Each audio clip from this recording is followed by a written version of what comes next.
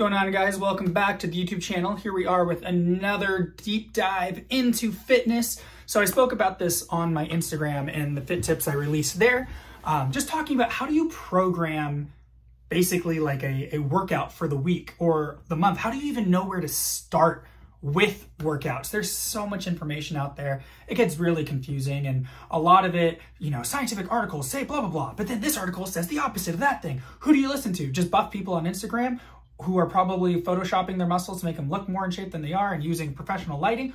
Like, how do you even know where to begin? I know it's confusing, even for me who studies this, and it makes my living, a lot of it is based off of this. I have a degree in kinesiology. I'm a certified personal trainer and exercise physiologist. I still second guess myself sometimes with small things, but then I go, wait, no, stick to the principles that you know work, and then that's when my results continue. So I'm gonna share some knowledge with you guys. Again, I vlog these videos. I try not to edit them because I'm bad at editing, so I don't even know how long they're gonna be when I start. Hopefully you guys like it and watch all the way through. If you don't, okay, I tried. But one of the principles that really has to do with seeing results in the gym is the principle of progressive overload. So basically what that means is after, let's say you start with 10 pounds for bicep curls, right? And you've done 10 pounds for like a month, and you do 3 sets of 10 curls on this 10-pound dumbbell. Probably after a month, if you eat correctly and whatnot and take rest days, it won't feel like those 10 repetitions are really challenging you anymore. And so you're like, well, am I actually getting stronger? And you may, on some level, get really incremental, but you're getting basically diminished returns for your time now because it's not enough of a stimulus to cause your muscles to have a reason to get bigger. Your body doesn't want to waste the energy to build bigger muscles and have to put more calories towards that unless it thinks it needs that muscle. Does that make sense? So basically, your body is like, oh, we only need to be strong enough to lift this 10-pound dumbbell 10 times, 3 sets every other day. Then that's really where you're going to peak at if you don't do any other kinds of training. So there are different ways to do that. That's where the principle of progressive overload comes into play. Basically, it just means you have to progressively or continuously overload your muscle. You have to keep challenging yourself in some way. That doesn't mean you have to lift more weight, but it could. Doesn't mean you have to do more sets, but it could. Doesn't mean you take longer or shorter rest intervals between sets, but it could. So you notice I just named 3 different ways that you could theoretically progressively overload your bicep. So instead of 10 pounds, maybe you move to 12 pounds or 15 pounds.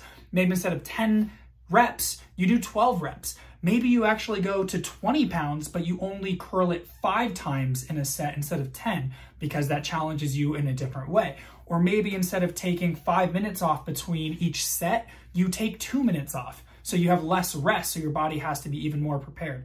So there's a bunch of different ways you can challenge yourself with the principle of progressive overload. Super simple, but that's what works. It doesn't have to be complicated to be something that yields results. It's really consistency. And even if you kept lifting just those 10 pounds, 3 sets, maybe you just upped it to 10 pounds, 4 sets of 10 repetitions. That could also fall within the principle of progressive overload. Sorry, there's cat hair and dog hair flying around, so I keep swatting at it like there's invisible flies. But yeah, so I just want to let you guys know, and now that was kind of a tangent, but it's very important to remember and really think about when you program your workout. So now, okay, that's great for biceps, you say, Brennan, but how do I get a full body workout in a week? Should I be lifting every machine I see every time I enter the gym? Can I go 3 days a week? Can I go 5 days a week? Is 5 too much? Is 7 days too much? Is 4 too little? Like, I know it's a lot. So this is where programming, I mean, yes, getting with a personal trainer, someone who's certified, who knows your specific goals can help. I'm just giving you some groundwork, but it will vary depending on what you're trying to accomplish. But if you're like, I just want to get stronger, maybe burn some fat, stuff like that, that can typically fall within what I'm talking about right now. But again, it's very subjective. So I still recommend working with someone on a one-to-one level to help you dial in if you're still in the beginning stages of figuring out what you want to do. But so for me, for instance, I train full body. I used to do it 3 days a week, and I would take every other day off. So I would do Monday, Wednesday, Friday, or Sunday, Tuesday, Thursday, doing full body. So I was in the gym for a longer amount of time on the days I worked out, but I didn't have to go that often because I hit it only 3 days a week, and then I had a day off to rest. And recovery is part of training, because if you don't rest, you're not gonna have the best energy levels, the most recovery in your muscles to be able to hit the gym on the next session as hard as you could otherwise. So don't skip rest days. Now, full body is great, but I also was really, really tired on those days off because hitting everything is a lot. So I played with doing a push-pull split. Now you may be asking, what is that? Well, basically anything that pushes. So bench press, you're pushing away from your body. You know, triceps, you're pushing, you know, your elbow or your arm away from your body. You know, I would even put legs on my push day. So back squat, you know, so at the bottom where I stand up, I'm pushing, you know, the floor away. So those would fall under push muscles. And then I would have a pull day. So bicep, I would be pulling the weight towards me. Pull-ups, I mean, pull's in the title, pulling yourself to the bar, or lat pull down, pulling the bar to you. You know, and then for legs, you know, deadlift would be pulling the bar up. So those would be on my pull day. And then, so I would have my leg pull and my leg push on my push and pull day. And I would do that, you know, 2 to 3 times a week. A lot of experts recommend hitting a muscle group minimum twice a week. So that not 2 days in a row, but if I train bicep Monday, I need to train it another time within that week to get the best results. So maybe I trained it Monday and maybe I train my bicep again Wednesday, or maybe Monday and maybe Friday. So you always typically want a day off of rest between hitting the same muscle group. Again, there can be times where that's not necessarily true, but I'm just laying foundation, guys, foundation. This is like fitness 101, not like AP fitness in college or high school. You know, that's gonna be super confusing. I wanna keep it simple for you. So now though, what I started actually as of this Monday after my circus performances ended, because during circus shows, I was just doing a maintenance phase because I didn't want to lift too much too often because I would be too tired to get through my routine safely. So I actually scaled it back with the strength training so I can make it through. And that's part of something called periodization, again, beyond the scope of this particular video. But right now I'm doing a push day, a pull day, and then a leg day. So again, on that push day, I do all the pushing stuff. The pull day, I do all the pulling stuff. The leg day, I'm not gonna lift up my leg, but I do all the leg stuff, you know, like back squat, deadlift, maybe lunges, the leg extension, the leg curl, whatever I wanna throw in there.